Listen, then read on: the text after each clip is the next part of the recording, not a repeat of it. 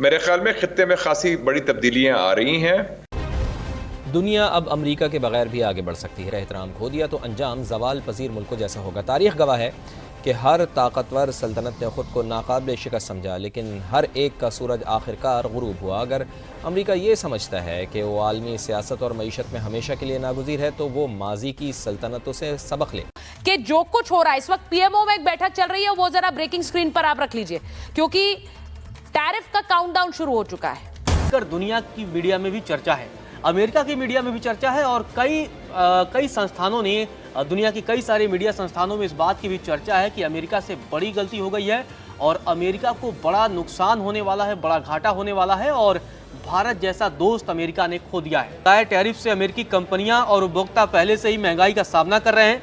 Labour market की हालत खराब है। भारतीय सामानों पर टैरिफ बढ़ने से यह स्थिति और भी बिगड़ सकती है। भारत ने भी इसी महीने की शुरुआत में कहा था कि वो टैरिफ का जवाब देगा। जी हाँ, भारत ने अमेरिका के उस 50% टैरिफ के फैसले के खिलाफ, जो हमारे किसानों, हमारे व्यापारियों और हमारे देश की अर्थव्यवस्था पर भारी पड़ रहा था, एक ऐसा जवाब दिया है जिसने अमेरिका के आर्थिक साम्राज्य की नींव हिला दी है। की तैयारियों की खबरें ज़ेरे गर्दिश हैं। अगर ये मंसूबा हकीकत इख्तियार कर गया तो वफाकी ढांचे में एक बड़ी और गैर मामूली तब्दीली होगी। ये सवाल अपनी जगह मौजूद है कि क्या वाकई इतनी बड़ी इंतजामी तब्दीली मुमकिन भी है। भारत की मिसाल हमारे सामने है, और इस बार निशाना है वो दो कंपनियां जो हमारे रोजमर्रा के जीवन का हिस्सा बन चुकी हैं, कोका कोला और पेप्सी। ये वो नाम हैं जो हर गली, हर नुक्कड़, हर छोटे बड़े शहर और गांव की दुकानों पर छाए हुए हैं। लेकिन अब भारत ने इन पर प्रतिबंध लगाने का फैसला कर लिया है। देखिए, अमेरिका जो है उसकी जो हेजेमनी है वो हथियारों के ऊपर और वॉर के ऊपर है। बिल्कुल वो हेजेमोनिक है ही नहीं। उसका सारा फलसफा जो है वो it is economic development and dependency हुआ है इकोनॉमिक्स। अब वो कामयाब हो गया है। अब वो अमेरिका के हाथ नहीं आ सकता।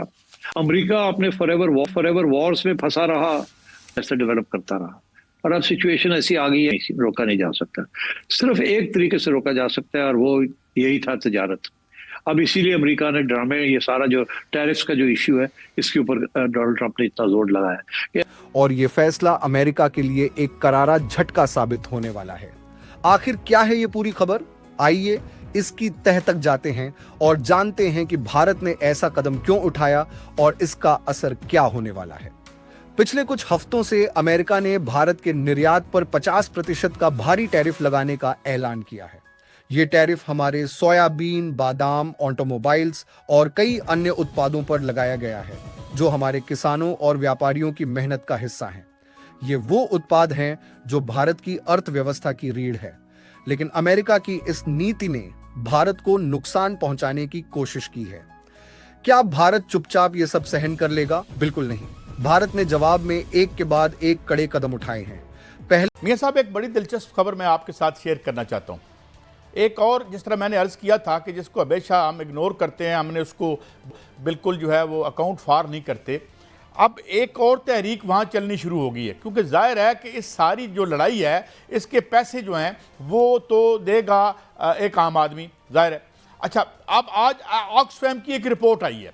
ऑक्सफैम की ये रिपोर्ट कहती है कि 2024 में सबसे तेज़ी से इजाफा हुआ है मगरब के जो सरमायादार हैं उनकी दौलत में, और वो तकरीबन ये बनता है इजाफा मियाँ साहब तकरीबन एक दिन में $5.7 बिलियन, यानी एक दिन में जो उनकी दौलत में इजाफा हुआ है। और टोटल 2024 में जो इजाफा हुआ है वो $2 ट्रिलियन का, 2000 अरब रुपए का डॉलर का इजाफा हुआ है।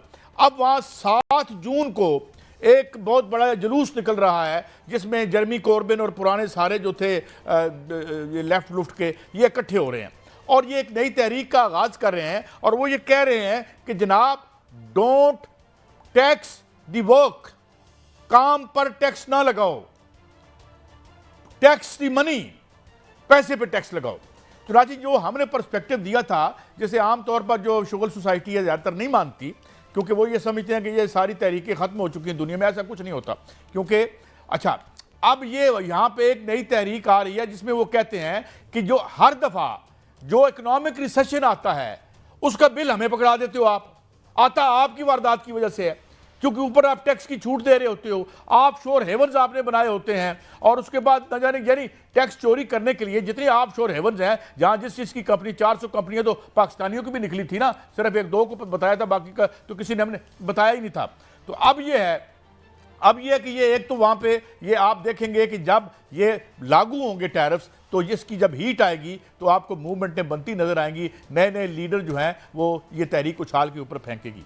पहले तो अमेरिकी सोयाबीन, कैलिफोर्निया बादाम और कई अन्य उत्पादों पर प्रतिबंध लगाया गया, लेकिन अब भारत ने वो कदम उठाया है जो अमेरिका के लिए सबसे बड़ा झटका है।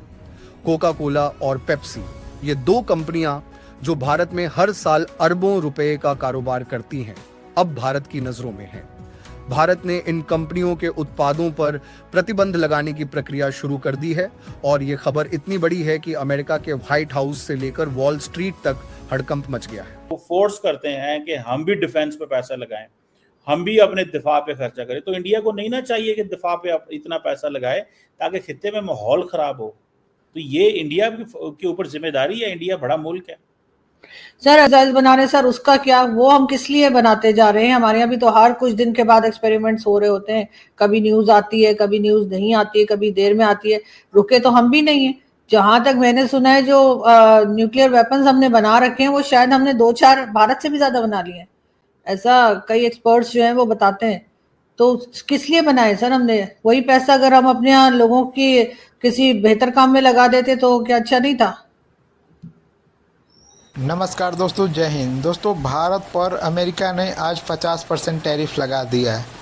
लगाने के बाद दोस्तों भारत ने भी एक ऐसा कदम उठाने का फैसला कर लिया है जो विदेशी कंपनियां हैं अमेरिका की जो मोटी रकम कमा रही है, उस पर अब भारत ने भी अपना रुख कड़ा कर दिया है। बताया जा रहा है दोस्तों कि भारत ने अब कुछ ऐसे नियम लाने की फैसला कर लिया है जिससे विदेशी अमेरिकी कंपनियां को भारत में अपनी निवेश करने में काफ़ी दिक्कत होने वाली है, जो ख़ास तौर पर मोटी रकम कमाकर भारत के ही पैसे और खुद भारत में ही उसका दुरुपयोग कर रही है, और इसको लेकर भारत एक अच्छा कदम उठाने जा रहा है। बताया जा रहा है कि कोको कोला से लेकर कई ऐसी कंपनियां हैं जिस पर पाबंदी लगाने को भारत सरकार तैयारी कर रही है। यह खबर तब सामने आई जब अमेरिका ने भारत पर टैरिफ बढ़ाया। दोस्तों वीडियो पसंद आए तो वीडियो को लाइक कीजिए, शेयर कीजिए और चैनल को सब्सक्राइब कीजिए। मैडम, बात तो ये है कि हम तो कोई 5000 किलोमीटर वाला मिसाइल तो नहीं बनाते, हम तो अपने दिफा के लिए बनाते हैं।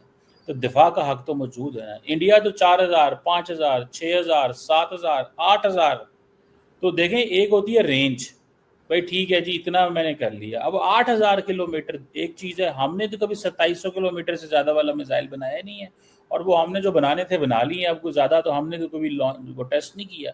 तो हम तो ये कह रहे हैं कि 8000 किलोमीटर की इंडिया को क्या ज़रूरत है? सर वो तो इंडिया ही जाने को उसे क्या जरूरत है, लेकिन डेफिनेटली मुझे नहीं लगता कि वो अमेरिका पे कोई अटैक करने वाले। अगर ऐसा होता तो हमसे ज्यादा परेशान तो अमेरिका को होना चाहिए था। हमने क्या पूरे दुनिया का ठेका लेके रखा है कि इतने रेंज का क्यों लिया है? क्योंकि हम तो बहुत नजदीक है। हमें अगर उन्होंने कुछ करना हो तो जैसे आप भी जानते हैं कि उसके लिए इतनी ज्यादा रेंज के मिसाइल्स की जरूरत नहीं है। लेकिन अभी तक